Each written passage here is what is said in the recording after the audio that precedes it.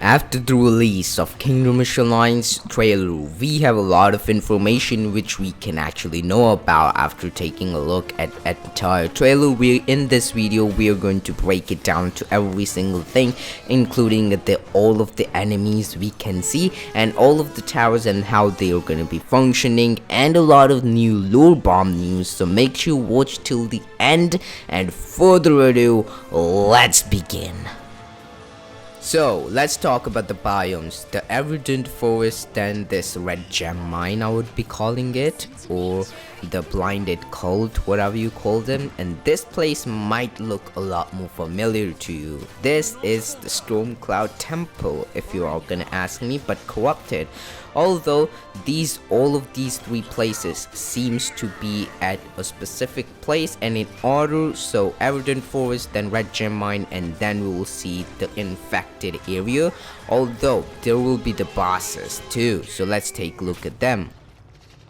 As so far, I think there are more than 3 bosses. There will be this boss, a big hoglin, then I see this rhino, which seems to be at a different place too. And if we take a look at moreover, there's one extra boss which we over here see, which is in the red gem mine area, which has a staff and a gem, I guess. And last would be the overseer, as per I think.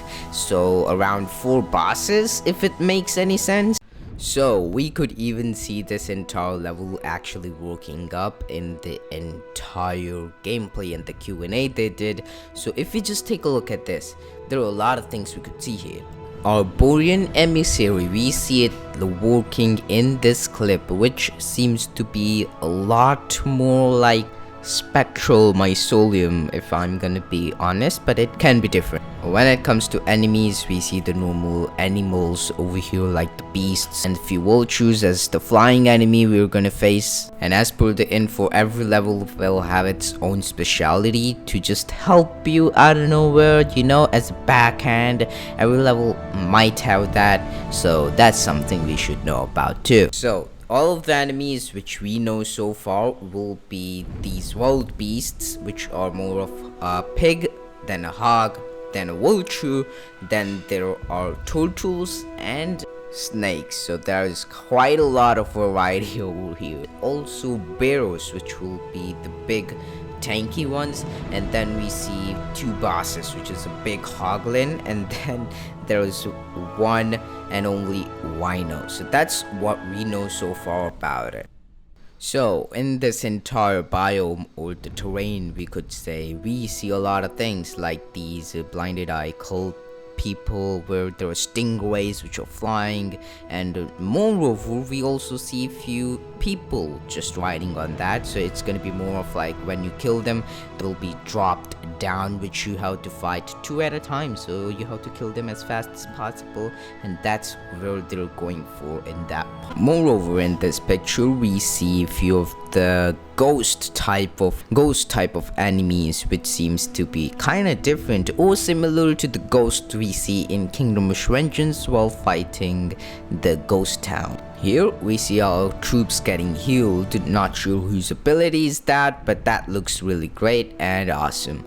And moreover, when we get ourselves into this biome, this looks a lot more similar to this sorcerer tower, which is actually now corrupted, to be more honest, but it still seems to be favoring our side and our use. We see a few of the small overseer things which are giving me clock tower spider vibes, but they seems to be kind of slow but not that fast. Although there are even more of them, like we could literally see flying eyes going around here and there. There are big mobs with having like eyes, brain kind of thing. It's really weird to see because I have never fought anything like that, of course not. So that's just a prediction, don't take it too much seriously, I guess, but that is just a prediction and take it as one. There are many modified versions of the cult people, I would say. They have been modified by overseer, and they seems to have different ways. As every single game has it, there will be one ranged and one tank, one damage dealer, or anything like that. But I also forgot to mention there will be hyenas in the evident forest, or will we fight the wild beasts. Now let's take a look at how the tower works. For an example, let's take a look at Darwin Flame Spirit, which seems to be working in a very interesting manner, to be honest, as they are flamethrowers. And when we take a look at Elven Stargazer's tower, it kind of works more like the Origins Mage tower, which is just a similar name, High Elven Mage, to this tower. So there was a lot much connectivity right there, you know. And now let's take a look at the teleporting tower, to be honest, because it looks just interesting as ever. And that is something which is gonna happen for the first time in Kingdom Rush history. When it comes to other towers, we see the Necromancer and those barbarian kind of tower, which seems to be working a very similar way as a poison tick damage if we take a look at this. And moreover, on the enemies, they seems to be a lot more familiar if you have played Legends of Kingdom Rush, like the Abomination and few of the cult people from the blind cult thing, whatever you want to call them. But there are also few enemies which seems to be working very interesting manner. When they get killed, they kind of turn into a red ghost or elemental soul, some kind of thing. Now, when we take a look at this picture, we see the Dune Senators actually popping off. They're doing pretty great, and the Rocket Riders are not as what I thought they would be, but they seems to be dealing a lot of damage just while staying there, or they might have upgrade like Herosus, shooting a lot of ammo at the same time, dealing a lot of damage. If that is, they're gonna become my favorite tower, I'm gonna be honest. Here we see the Tri-Cannon actually doing its Tri-Cannon thing, I guess, which seems to be a great type of tower, to be honest. It's gonna be really interesting to see all of these towers actually working in the game.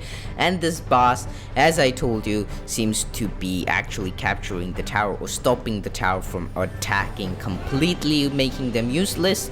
Moreover, it's gonna be like so. And don't forget that if you pre-register, we will get free items in the game.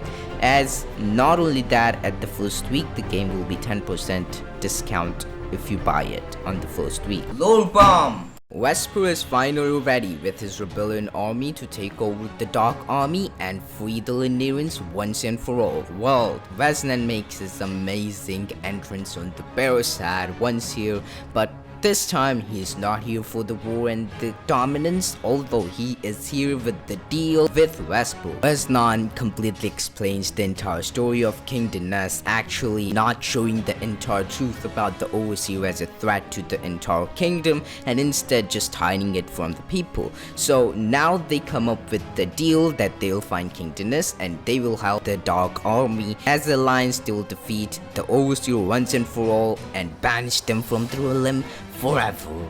And not only that, this is one of the most iconic handshake I have ever seen in the history, and that's pretty great. And for more amazing content like this, make sure hit that subscribe button. There will be more news as LOL bombs are dropped every single week, so you need to stay tuned about it. Make sure hit that subscribe button. It's my goal to reach 10k subs before this year ends, so help me with that too. Make sure you comment down below if I missed anything or you would like to know about, and I'll meet you in the next one. Until there, see ya.